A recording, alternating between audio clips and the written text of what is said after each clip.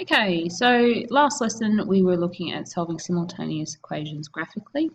A simultaneous equation, just to recap, is in this instance two linear lines and finding the point at which they intersect. So we can do this without drawing graphs as well on our calculators. Now to do it, we go into Main and we open up the keyboard. Over here in Maths 1, we have a range of tools to use, and the one that we're interested in this instance is the curly bracket with the two square boxes, which we'll be filling our equations into. So we open one of those. I'm going to use the same equations that we were using in class last lesson. They're from 3i, question 2, and I'm going to enter them just as they are written in the question. So the first one will be y equals x minus 6. And then you use your arrow to go down to the one below and you enter the second equation, which in this instance is y equals negative 2x. Now, as we're trying to find both x and y, we're going to make sure that the calculator understands that we're trying to find the solutions to both. So we put x, comma, y, and then you hit enter. And you'll get your coordinate. Now these should be the same coordinates that you got the other day when you did them graphically. In fact, today we'll just show that in doing the graph here. So again, we're going to go into the y list, remembering our coordinate is 2, negative 4.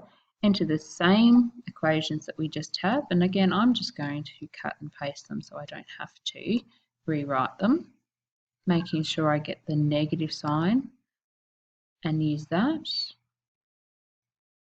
Okay, and then graph using the same tool that we did yesterday.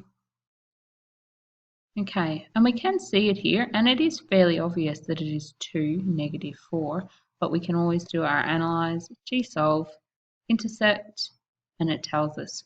So by doing it using just the calculator and solving for x and y, it saves a little bit of time and we can do more complicated equations. So for example, if I close this one down, if I go back into this here and I'm going to solve another one, for this one I'm actually going to solve h, which we did previously on the calculator.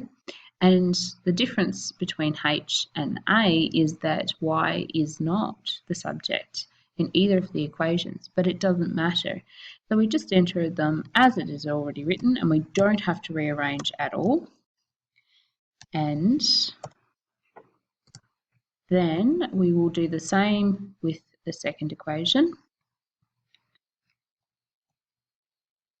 And define what we're trying to look for, hit enter, and we have this as our coordinates. So the coordinates where these two equations intersect are x equals 1, y equals 5, which we've already shown by graphing. I'll do one more, again just showing how we go into it. So if we assume that we haven't got our keyboard open, we open our keyboard, we look for the curly bracket with the two boxes, we select that, we enter our equation. So I'm going to do C for this one, y equals 3x minus 2 and y equals 4 minus x. Define the variables that I'm trying to solve for and hit enter, and we get given those. Now if you wanted to change it from a fraction form, you can just highlight the solution and change that way using this one here. We can always change it back as well by doing the same.